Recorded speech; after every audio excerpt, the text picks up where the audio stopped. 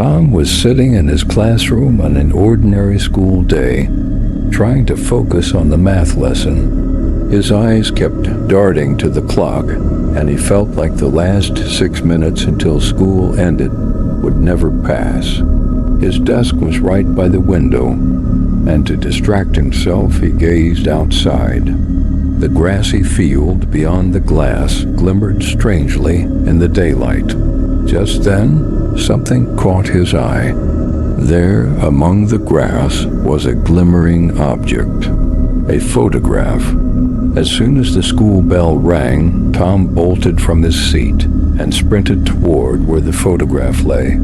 His heart raced as he hurried toward it. He bent down quickly to grab it, desperate to reach it before anyone else. What he saw took his breath away. It was a photograph of the most beautiful girl he had ever seen. She wore a tight dress and striking red shoes. Her slender fingers formed a peace sign.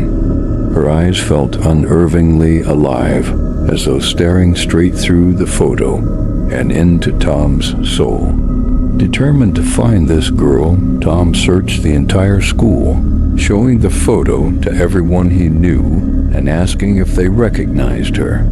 But everyone shook their heads, saying they had no idea who she was.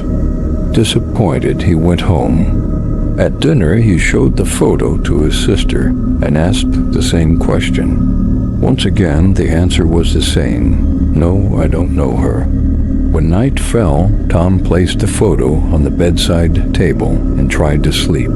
But he was awakened in the dead of night by a sound, a tapping noise like fingernails rapping on glass. His heart raced and he felt as if he couldn't breathe. Sitting upright in bed, he looked toward the window. A shadow flitted across the curtain. Then came a sound, a high-pitched, eerie laugh. The noise sent shivers down his spine. Gathering his courage, Tom approached the window and peered outside. But there was nothing there, only the rustling of stones in the wind. The next morning, Tom still felt uneasy. He couldn't stop thinking about the girl in the photo, and she was slowly becoming an obsession. That day, he showed the photograph to his neighbors, asking if they had ever seen the girl. Yet again, the answer was the same. No, we don't know her. Dejected, he returned home. That night, he clutched the photograph to his chest as he tried to sleep. But this time, sleep eluded him. Tossing and turning in bed, he eventually drifted off, though his rest was short-lived. Once more, he was awakened by the tapping sound. But this time, it was closer no longer at the window, but seemingly at his bedroom door. Tom's throat went dry, and his breathing quickened. He slowly approached the door. Then the sound abruptly stopped. Seconds later, the same chilling laugh echoed through the room, this time much closer.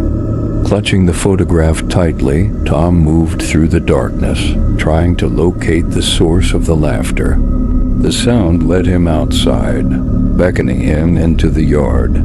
Something felt off.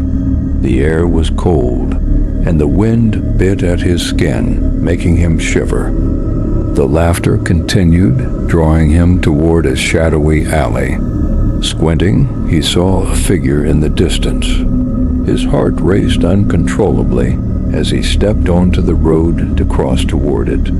At that moment, he noticed the headlights barreling toward him, but it was too late. The screech of brakes, the brutal impact of metal, and then silence. Tom's lifeless body lay crumpled on the ground, the photograph slipping from his bloodied fingers. The driver, panicking, got out of the car and rushed toward him. But it was no use. It only took a few moments to realize Tom was gone. Shaken, the driver's gaze fell upon the photograph on the ground. Picking it up, their eyes widened in shock. In the photo was a sweet girl in red shoes. holding up 3 fingers.